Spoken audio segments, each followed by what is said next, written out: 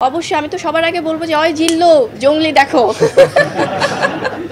রাহিম ভাইকে আমি ধন্যবাদ দিব আরেকটি বিষয়ে, কারণ আমাদের শুটিং সেটে আছে না যে একদম ছোট বাচ্চা নৈরিতা হোক বা আমার যিনি ছোট ভাইয়ের চরিত্রে যে অভিনয় করেছে বাবলু, খুব মজার একটা ক্যারেক্টার। এই বাচ্চাদেরকেও যেমন মানে মেনটেন করতে হয়েছে, তেমনি দিলারা জামান ম্যাম সেই একদম আমাদের সবচেয়ে সিনিয়র সিটিজেন যারা বা মানে সিনিয়র আর্টিস্ট, ওনাকেও খুব সুন্দর করে মেনটেন করতে মানে ম্যানেজ করা আছে না যে এত সিনিয়র একজন শিল্পী। সো এটা কিন্তু খুবই ডিফিকাল্ট ছিল, এবং আমাদের অভিভাবক আমাদের এত সুন্দর করে যে ডিস্ট্রিবিউশনের দায়িত্বে আছেন এবং আমাদের সব কিছু দেখছেন, পুরো জঙ্গলি টিমটাই আসলে আমার মনে হয় যে এটা তো একটা টিম ওয়ার্ক, একটা সিনেমা তো আসলে টিম ছাড়া পসিবল হয় না। সো আপনাদের মাধ্যমে আসলে ধন্যবাদটা তো আমাদের কখনো ফর্মালি অফিসিয়ালি জানানো হয় না, যেহেতু আমরাই একটা পরিবার, কিন্তু আপনাদের যখন সামনাসামনি হয় তখন সুযোগটা হয়।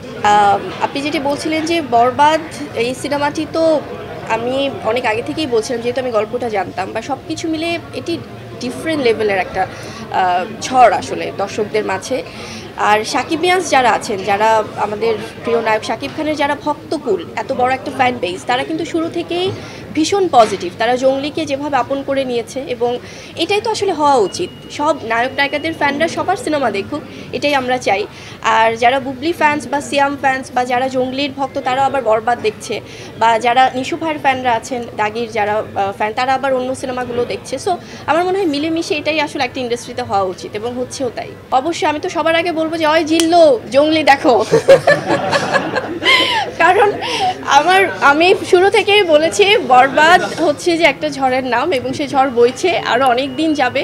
এটা আমাদের ইন্ডাস্ট্রির জন্য অনেক পজিটিভ। বরবাদে আছে আমাদের সবার প্রিয় মেগাস্টার শাকিব খান, ভীষণ ভালো একজন অভিনেতা, যিনি দিনের পর দিন নিজেকে আরও ফাইন টিউন করছেন, ভিন্ন ভিন্নভাবে আসছেন দর্শকদের সামনে, এবং দর্শক কিন্তু যে কোনো শ্রেণীর দর্শক এখন ওনাকে সেভাবে ভালোবাসা দিয়ে এক্সেপ্ট করছে।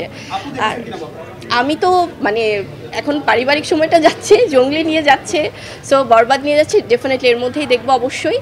আর বরবাদের গল্পটা আমি তো জানি যে খুবই ভালো হয়েছে, এবং এটা যেহেতু বিগ বাজেটের সিনেমা, এবং এটা আমাদের সাপোর্ট করা সবার উচিত, দর্শকদের হোক বা আমাদের ইন্ডাস্ট্রির হোক। আর ডিফারেন্ট আমাদের জঙ্গলি যেমন একটা অন্য ঘরানার সিনেমা, একটি ডিফারেন্ট গল্পের, এবং বরবাদও অন্যরকম।